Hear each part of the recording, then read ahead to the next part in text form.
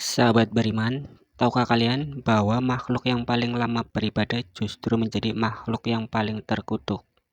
Inilah kisah tragis tentang iblis, yang pernah dipuji di langit, tapi kini dilaknat selama-lamanya. Assalamualaikum warahmatullahi wabarakatuh. Sahabat beriman yang dimuliakan Allah Subhanahu wa Ta'ala, kisah ini bukan sekedar dongeng, tapi peringatan nyata tentang bagaimana satu kesombongan bisa meruntuhkan segalanya. Iblis bukanlah makhluk biasa. Ia dulu dikenal sebagai hamba yang paling taat beribadah. Tapi karena satu hal, yaitu kesombongan, semuanya itu sirna seketika. Siapakah iblis sebenarnya? Iblis dalam bahasa Arab berasal dari kata ablasa, yang berarti putus asa dari rahmat Allah Subhanahu wa Ta'ala. Tapi tahukah kalian, nama aslinya sebelum dilaknat adalah Azazil. Iblis bukan malaikat. Iblis berasal dari golongan jin, sebagaimana disebutkan dalam Al-Quran, Surah Al-Kahf, ayat 50. Allah Subhanahu wa Ta'ala berfirman, "Dan ingatlah ketika kami berfirman kepada para malaikat, sujudlah kamu kepada Adam, maka mereka pun sujud, kecuali iblis. Dia adalah dari golongan jin, maka dia mendurhakai perintah Tuhannya. Pantaskah kamu menjadikan dia dan keturunannya sebagai pemimpin selain aku? Padahal mereka adalah musuhmu. Sangat buruklah iblis itu sebagai pengganti Allah bagi orang yang zolim." Quran Surah Al-Kahf ayat 50. Azazil tinggal bersama para malaikat karena ibadahnya sangat luar biasa. Langit dan bumi mengenalnya sebagai hamba yang sujud siang dan malam. Para malaikat pun takjub kepada iblis. Tapi di balik itu semua ada satu sifat yang diam-diam tumbuh, yaitu sebuah kesombongan. Ketika Allah Subhanahu wa Ta'ala menciptakan Adam dari tanah, Allah memerintahkan semua makhluk untuk sujud sebagai bentuk penghormatan. Diabadikan dalam Quran Surah Al-Baqarah ayat 34. Allah Subhanahu wa Ta'ala berfirman, "Dan ingatlah ketika kami berfirman kepada para malaikat, sujudlah kamu kepada Adam, maka mereka pun sujud, kecuali iblis.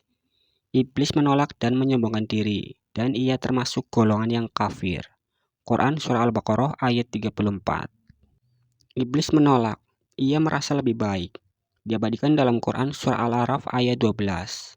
Allah Subhanahu wa Ta'ala berfirman, "Apakah yang menghalangimu sehingga kamu tidak bersujud kepada Adam? Ketika aku menyuruhmu?" Iblis menjawab, "Aku lebih baik daripada dia. Engkau ciptakan aku dari api, sedangkan dia engkau ciptakan dari tanah."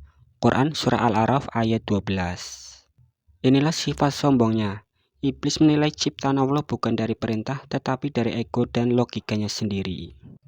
Karena kesombongan itulah Allah Subhanahu wa Ta'ala murka. Iblis pun diusir dari langit. Ia bukan lagi makhluk yang disucikan, tapi makhluk yang terlaknat selamanya. Diabadikan dalam Quran Surah Zod ayat 77. Allah Subhanahu wa Ta'ala berfirman, "Kalau begitu keluarlah kamu dari surga. Sesungguhnya kamu adalah makhluk yang terkutuk." Quran Surah Zod ayat 77.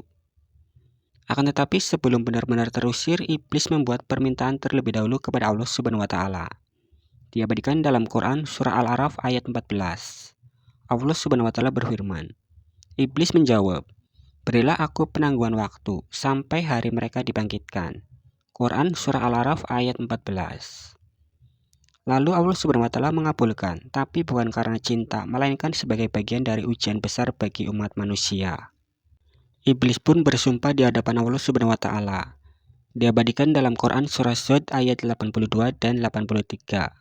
Allah Subhanahu wa Ta'ala berfirman, iblis menjawab, "Demi kemuliaanmu, pasti aku akan menyesatkan mereka semuanya, kecuali hamba-hambamu yang terpilih di antara mereka." Quran Surah Zod ayat 82 dan 83. Sahabat yang dimuliakan Allah Subhanahu wa Ta'ala, sejak saat itu iblis tidak pernah berhenti. Iblis menjadikan manusia target utama dari kebencian dan dendam. Iblis tahu jika satu manusia tergelincir, maka itu adalah kemenangan baginya. Strategi iblis untuk menyesatkan manusia. Iblis tidak datang dalam rupa menyeramkan. Iblis hadir dalam bentuk bisikan, godaan, dan tipu daya yang halus. Dalam hadis riwayat Bukhari dan Muslim, Rasulullah bersabda, Sesungguhnya setan mengalir dalam tubuh anak Adam sebagaimana darah mengalir. Hadis riwayat Bukhari dan Muslim. Iblis tahu kelemahan manusia. Yang pertama, ketika kita marah, ia bisikan kebencian. Yang kedua, ketika kita lalai, ia bisikan maksiat. Yang ketiga, ketika kita sedih, ia bisikan putus asa. Dan ketika kita senang, ia bisikan kesombongan. Iblis tidak sendirian. Iblis punya pasukan dari golongan jin dan manusia. Diabadikan dalam Quran surah An-Nas ayat 5 dan 6. Allah Subhanahu wa Ta'ala berfirman, yang membisikkan kejahatan ke dalam dada manusia dari golongan jin dan manusia. Quran surah An-Nas ayat 5 dan 6. Ada jin-jin jahat dan ada manusia yang tanpa sadar menjadi tangan kanan iblis untuk mempengaruhi, merusak, dan menyesatkan orang lain.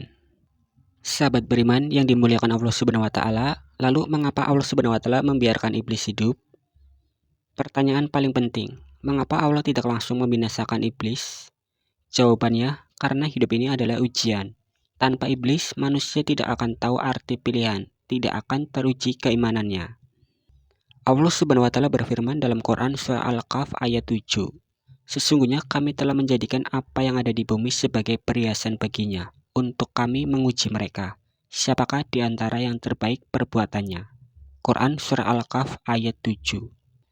Adapun kabar baiknya, iblis tidak punya kuasa atas orang yang ikhlas dan bertakwa. Allah Subhanahu wa Ta'ala berfirman, sesungguhnya kamu iblis tidak kuasa atas hamba-hambaku, kecuali mereka yang mengikutimu, yaitu orang yang sesat. Quran surah Al-Hijr ayat 42. Jadi selama kita menjaga sholat, zikir, membaca Al-Quran, dan menjauhi maksiat, maka kita akan selamat dari jeratan iblis. Jadi itu kisah siapa iblis sebenarnya. Sahabat beriman, semoga kisah ini bermanfaat. Sebelum saya akhiri, ingat yang benar datangnya dari Allah Subhanahu wa Ta'ala, khilaf atau keliru datangnya dari diri saya pribadi sebagai manusia biasa. Saya akhiri, sampai ketemu di video selanjutnya. Wassalamualaikum warahmatullahi wabarakatuh.